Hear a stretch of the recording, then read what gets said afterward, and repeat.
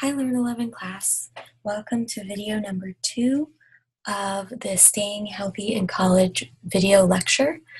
This lecture will be about rest and distress. I did go over rest already, but I'll do a little review to show you how it connects to sleeping, and then we'll talk about de-stressing and anxiety a little bit. But what you'll need for this is this activity, which is an exercise plan. In the last video, we talked about exercising and finding some different ways to get in activity. So when it says physical activity, what you may want to do is just say here, I'm going to take a walk, or I'm going to use the stairs, I'm going to I'll hula hoop, whatever it is. It does not have to be going to the gym, okay? Because I know in college it was very expensive for me to join a gym, and Cal State Long Beach didn't have a free gym for students at the time, so it was tricky. So I had to find ways to get my exercise in, and then you're just going to put the duration. I would say that a good amount of exercise is about a minimum of 90 minutes a week, and that's in 7 days. So if you can add up all the durations of these and say it adds up to about 90 minutes, that's good. I like to think of 20 minutes a day as healthy. Any kind of, because I can be sitting working on school stuff all day long, so it's really important for me to get 20 minutes of movement in.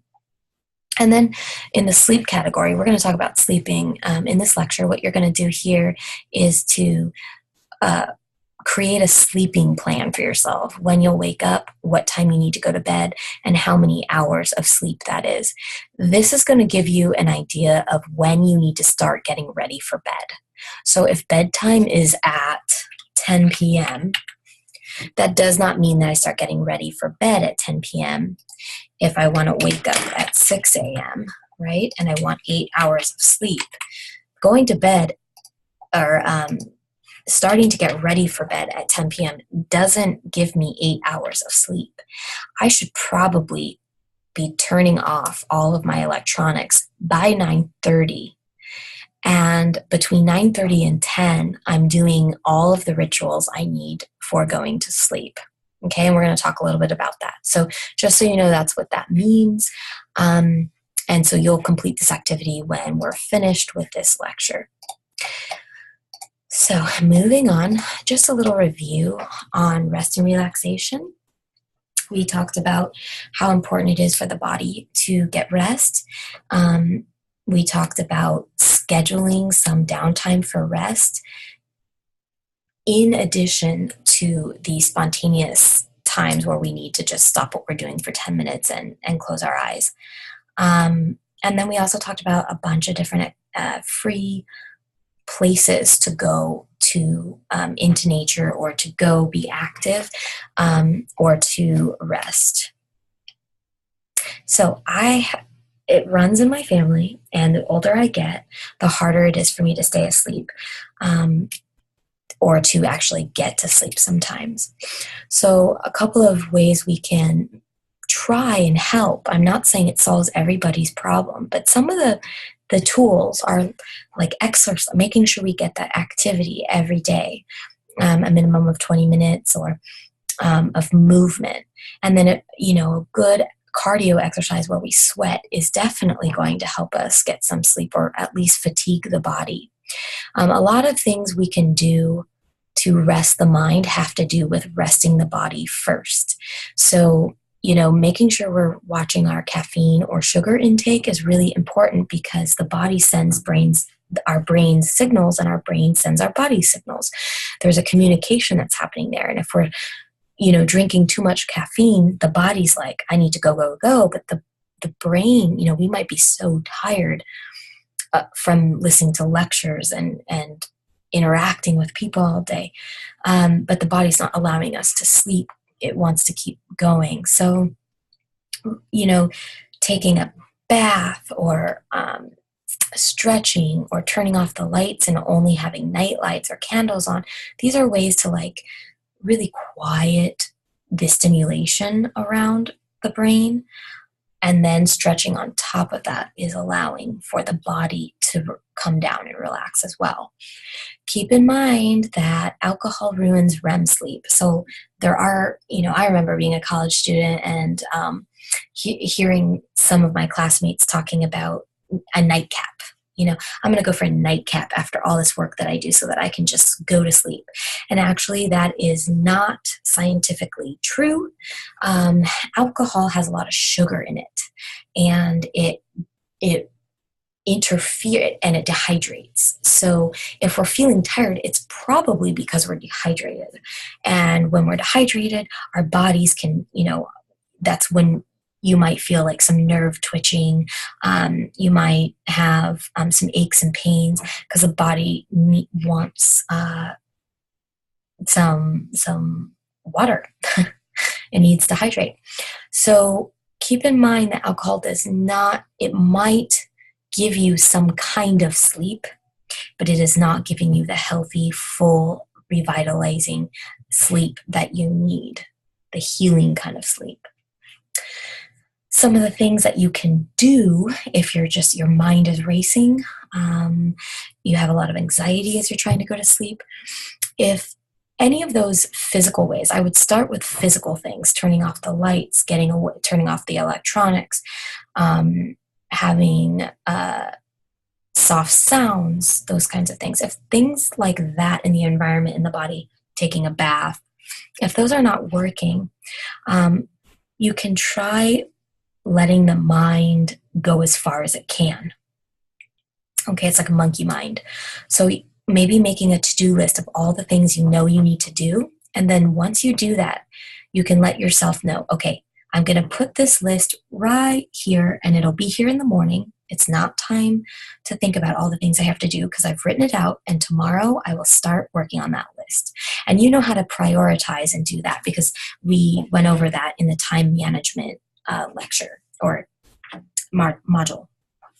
You can write in a journal about what may be going on for you presently, maybe writing something creative that will help you to get in touch with something other than analyzing or logic or structure, which is really just a work. It puts us into work mentality. Even writing letters sometimes to people that we love and just talking about how grateful we are for them, or writing thank you cards. Sometimes these are ways to ease some of our stress. If all else fails, you can always open your textbook and start reading because a lot of times that will put us right to sleep. Or as a ritual, you can pull out a book that you really enjoy reading and just try and get as far as you can before you start getting sleepy. As I said, completely unplugging from technology is important. But if we are using our technology, let's think of ways that technology can help us get some sleep versus keep us scrolling social media pages or continuously doing homework or emailing or something. So there are plenty of podcasts, and I'll give you some ideas for those. Some podcasts that will help soothe us or get us thinking, using the other side of our brains that will calm us down. Listening to nature sounds. There's an app on, I know you can get it for iPhone, and it's called Relaxtopia. And Relaxtopia has nature sounds, campfire, running water, rain, birds, and you can mix the sounds together to make your own nature kind of mix. And it has my favorite part about it is that it has a timer, so you can set it for an hour, and it will turn itself off in an hour. Listening to gentle music, there's something called spa radio on Pandora, and that's just, I don't know what about it, but instantaneously it like puts me in a mellow state. And I use that when I feel really stressed out, and I don't necessarily listen to it, but I put it on in the background. It's much easier than listening to trash trucks or, traffic outside that kind of stresses me out when I'm stressed. Some of the podcasts that are really nice to listen to are podcasts that talk about meditation or help us think more introspectively, like Tara Brach. She has a really nice, gentle voice. So does Noah Levine. And he has a podcast called Against the Stream. And you can YouTube him talking about anger, and his voice is just super soothing. He's got tattoos all up and down. He's tattoos up to his face. And he's just the most gently spoken man. What he talks about is they're called the Dharma Punks, his group of Buddhist meditation tribe, I guess. It's called Sangha in Buddhism. And what they talk about is these really great lessons that are help us to understand why we get so stressed or wound up. And Noah Levine says that Buddha was the first punk ever, or Jesus and Buddha, because they went against the stream. They were doing things differently while everyone else was fighting wars or trying to take control. Meditation is about slowing down and doing the opposite, kind of approaching stressful situations from a place of heart and quiet, and going introspectively to find answers versus blaming or getting into looking outward for things that we need to calm us down. So those are really good talks. And on YouTube, you can listen to Deepak Chopra also talk about meditations. He's a great, if you've never done it before, he's a great entry point because they're short and they make sense. And it's not based on, Buddhism or any other religious practice. It's just about being quiet and mindful. And then there's something called binaural beats that you can listen to on YouTube. And these are frequencies that actually help the brain relax. You want to be careful because there's different kinds of frequencies, and some of them energize the brain, but others slow the brain down. I think it's delta. No, don't quote me. Do not quote me. You might want to do some research on that. But I know the first time that I used binaural beats, I just put my headphones in and found something on YouTube, and it felt like my brain was getting a massage. It felt so relaxing, and it helped me fall asleep during some really stressful times a few years ago. So I hope it worked for you the way it worked for me. And then, of course, I already mentioned getting some books on sleep and relaxing. So this is just where I tell you to do your activity, but there's one more slide here. And this is talking about anxiety and panic attacks. And I just want to give you all, if you experience these, I just want to let you know how common it is to experience these. And if it happens that someone in your class or a classmate or a friend or a family member is having a panic attack or an anxiety attack, to know what you can do, because there's a lot of times when we see someone in a lot of stress and they think that they're having a heart attack or something, we can start to get really panicky as well. So some of the symptoms for panic attacks feel like we can't get air, just cannot get air, and you're trying and struggling to breathe, and it feels like you're choking or you're having a heart attack. You think you're dying sometimes. I had one panic attack in college. It came out of nowhere. I was reaching for something in a cabinet, and all of a sudden I couldn't breathe. And I remember laying down on my couch and thinking, this is how I'm going to die of a heart attack. I'm just going to die here. And I don't know when someone's going to find me. And it was a very scary experience. When I finally was able to calm myself down, because I laid on my back and I just kind of accepted the state that I was in, and stopped scaring myself more, which is really hard to do, I was able to catch my breath and realize what happened.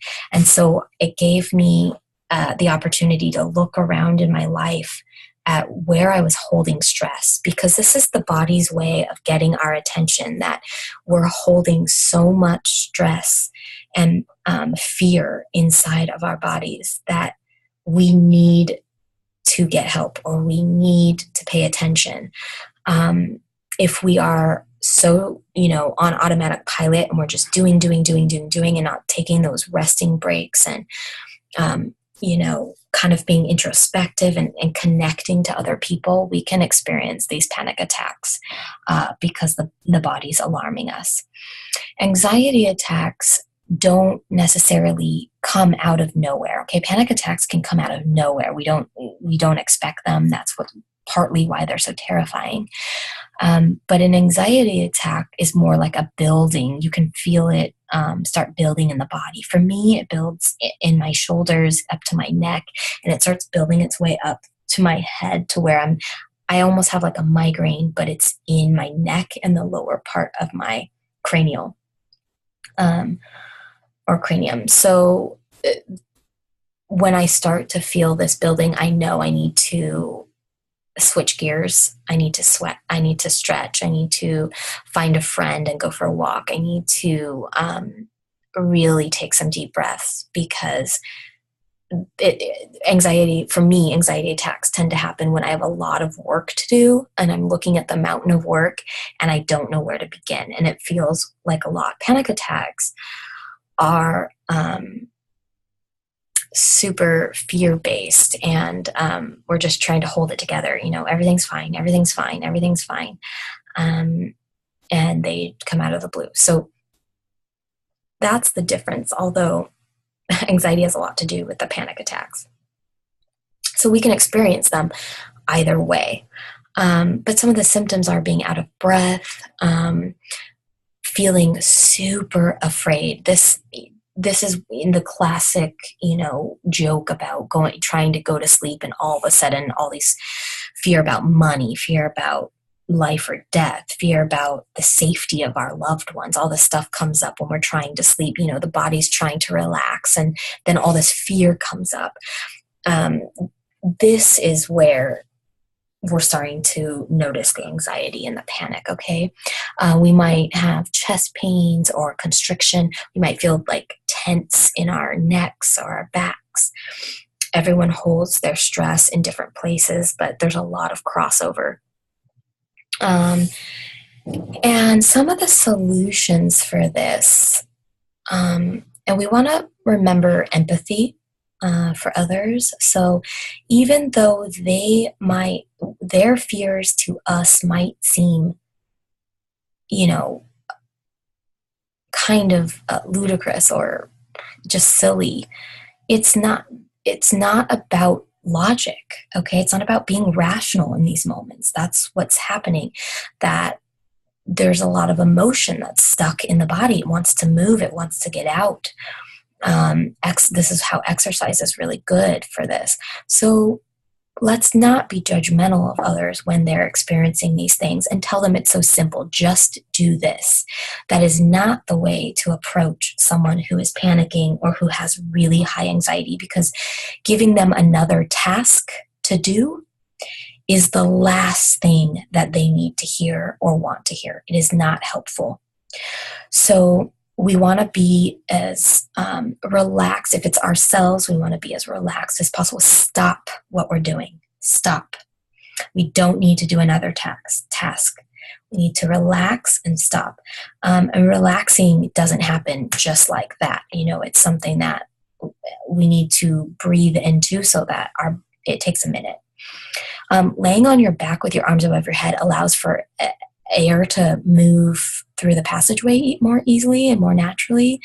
Taking really deep breaths. This means counting to 6 as you breathe in, and hold it for 3, and then breathing out for 6 and holding for 3, breathing in for 6, and you just follow that pattern.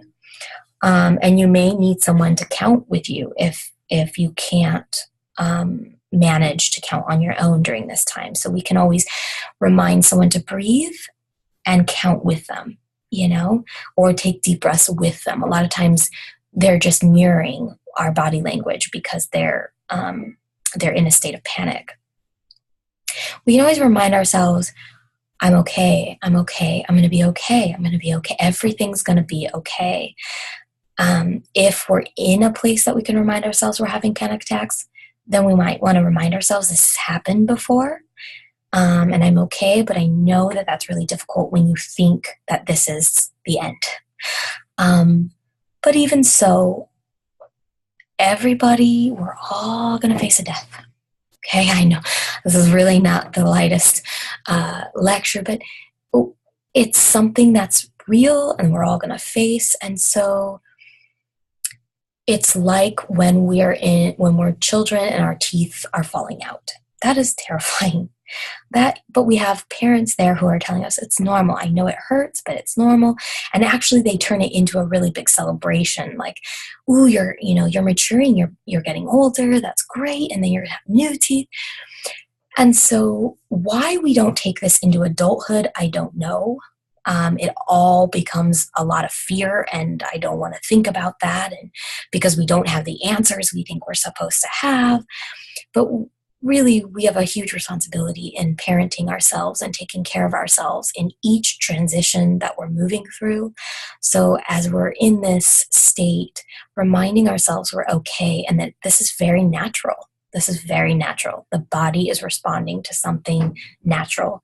And as soon as I can catch my breath, then I will look into it. But for now, I just need to be okay.